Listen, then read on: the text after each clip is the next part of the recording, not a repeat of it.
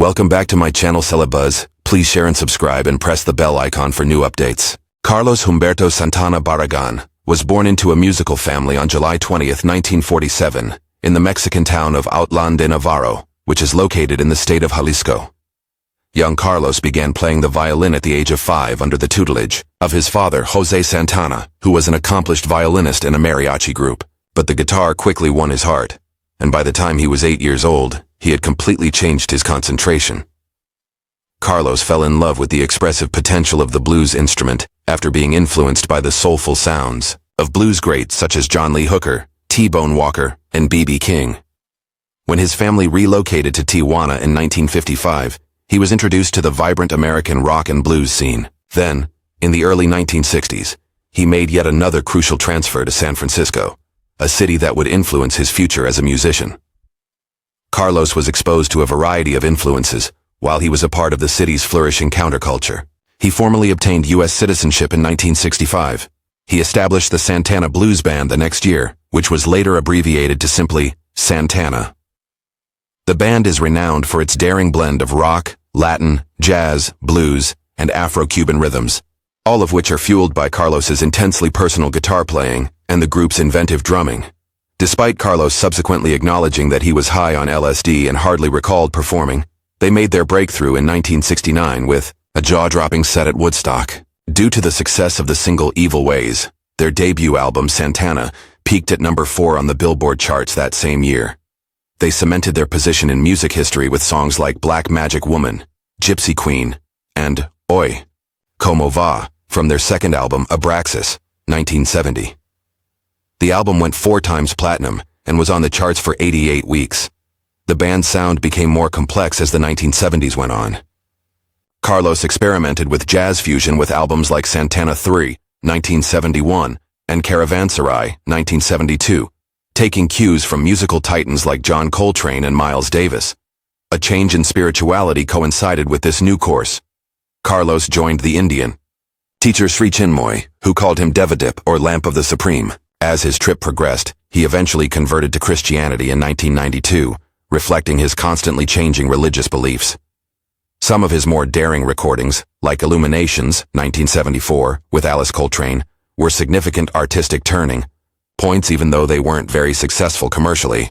Even albums like Lotus, 1974, were deemed too unusual by Columbia Records, which referred to them as career suicide.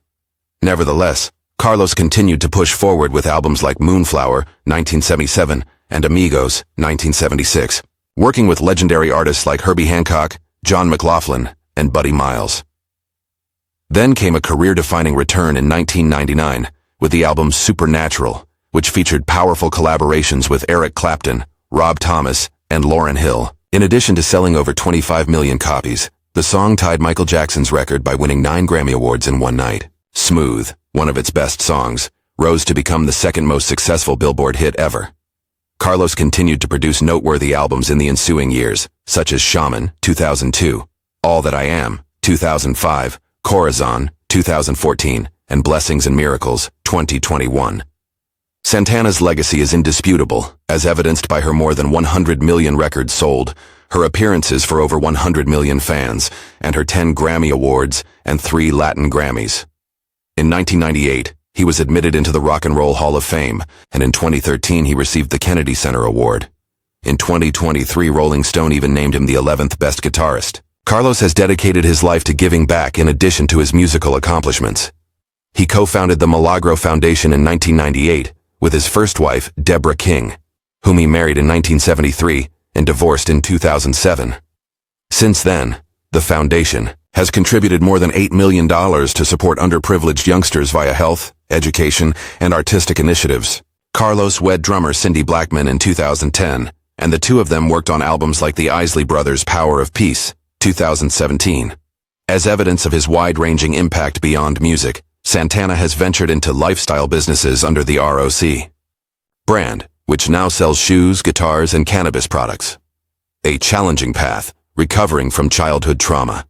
A very traumatic event that Santana concealed for a large portion of his life is the source of his international renown and artistic talent. Carlos was sexually abused by an American guy when he was a little boy, between the ages of 10 and 12 while he was living in Tijuana. This man would take advantage of Carlos's innocence and the family's poverty by luring him across the border, with promises of toys and presents. Carlos stated in a 2000 Rolling Stone interview that the abuser used manipulation and coercion to get him to speak, but he has never disclosed the man's name. Not yet ready to comprehend or deal with what had happened, Santana shoved the memories deep into his mind, as many survivors do. These terrible incidents happened when Carlos was only starting to experiment with music and adjust to a new environment. Although American blues influenced his developing style and his father fostered his early skill, this maltreatment left a lasting emotional scar. The psychological damage was severe. He was plagued by feelings of fear, bewilderment, and shame long into adulthood. Although the scars were invisible, they had a profound impact on his emotional health, interactions with others, and self-perception. The incident still affected him, even though he kept quiet for many years. Carlos, like many survivors of childhood sexual abuse, struggled with intimacy, trust, and self-worth. It is possible to interpret his 1970s search for spiritual meaning, particularly under Sri Chinmoy's tutelage, as an attempt to find inner calm and comprehension. His eventual conversion to Christianity in the early 1990s signaled the beginning of a new phase in his rehabilitation and self-discovery process. His music also changed to reflect this internal metamorphosis, as evidenced by songs like Maria Maria and albums like Blessings and Miracles, which convey themes of rebirth and hope. Carlos's recovery was greatly aided by his therapy. Although he hasn't discussed it in great detail in public, he has acknowledged that treatment assisted him in discovering and processing long-suppressed memories. Through the integration of spiritual practices and therapeutic work, he eventually discovered a way to reclaim his story and mend the profound emotional scars. It took incredible courage for Santana to speak up on such a delicate and sad topic. In addition to speaking for himself, he provided a voice to innumerable others who had suffered in silence from comparable suffering. He demonstrated resilience by being open and vulnerable, showing that joy, purpose, and light can be found even in the wake of severe suffering. His distinctive guitar playing, which is sometimes characterized as soul-stirring and emotive, evolved beyond just artistic expression. It was his method of expressing emotions that he had previously been unable to express. There seemed to be a healing undertone in every performance, a sound-based silent message of survival. Offstage, his dedication to assisting youth via the Milagro Foundation is a prime example of how he turned his own hardship into significant change. Carlos Santana became a living example of perseverance, atonement, and the ability of love and faith to mend even the most severe scars via his artistic endeavors, activism, and philanthropy. He also contributed to the development of contemporary music.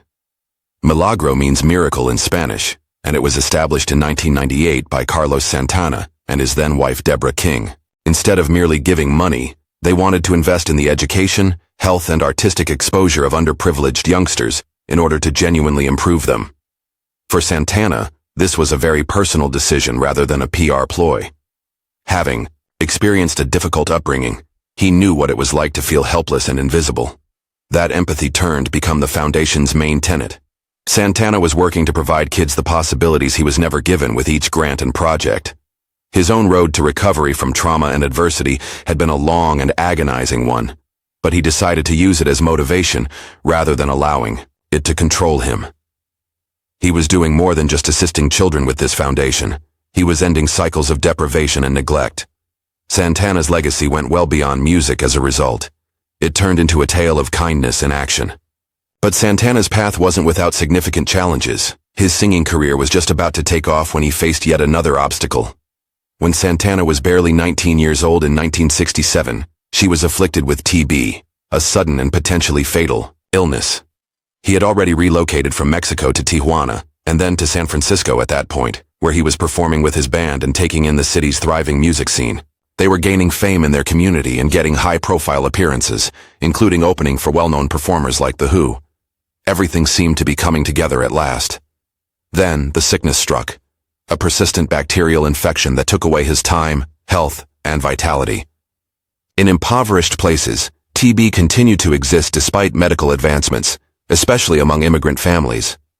Due to her humble lifestyle and ongoing stress, Santana was susceptible to the illness. He was severely affected by the symptoms, which included fever, night sweats, weight loss, and a chronic cough. The diagnosis was upsetting for a performer who required both emotional and physical endurance. He received arduous therapy with potent antibiotics during his 3 months in the hospital at San Francisco General. Extreme exhaustion and concerning side effects characterized the challenging recuperation. The band's progress stalled during this time. They found it difficult to stay relevant in the cutthroat Bay Area scene without Carlos. Stress was increased by financial difficulties, and there was a constant worry that the chance they had worked so hard to obtain may go. Santana, however, persisted.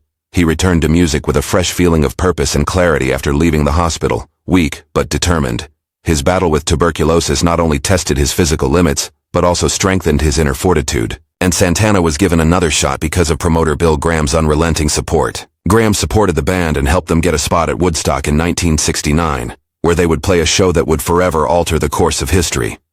Santana's recovery was more than just overcoming illness. It was a demonstration to the world that failures may be the beginning of something bigger. Years later, the same strength would be put to the test once more, this time due to health issues and aging. At the age of 74, Santana had an unexpected heart surgery in December 2021.